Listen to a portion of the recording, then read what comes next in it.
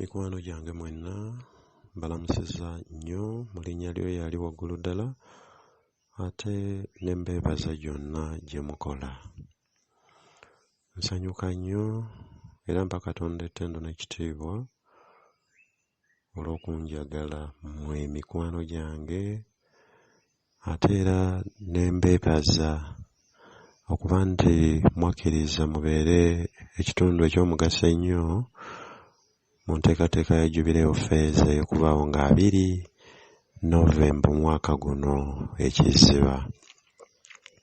Olwokutaano luno nga 22 tutandiikiriza enteekateeka ey'okusonda ssente wali mu woteero ya Papa Paulo omukaaga e Rubaga ku ssaawa 10. Tubeeyo mu bungi ate tujje ne mikwano gyaffe bangi kubanga entandikwa ennungi batugamba etera okumaliriza emirimu obulungi.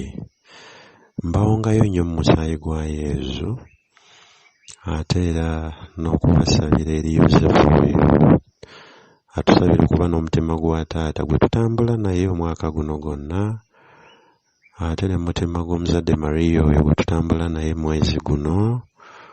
Ensaba zammwe Mukama azigaziye nnyo mu ebyo bye mukola, mukole nga ssente ziyingira, omukolo guno gujja kuvaamu mu linnya erya Yesu. Kale mikwano gyange byonna bibatambulire bulungi ate era tusisinkane ku Lwokutaano mu Papa Paulo. Mukama bampeere nnyo omukisa. Mweraba.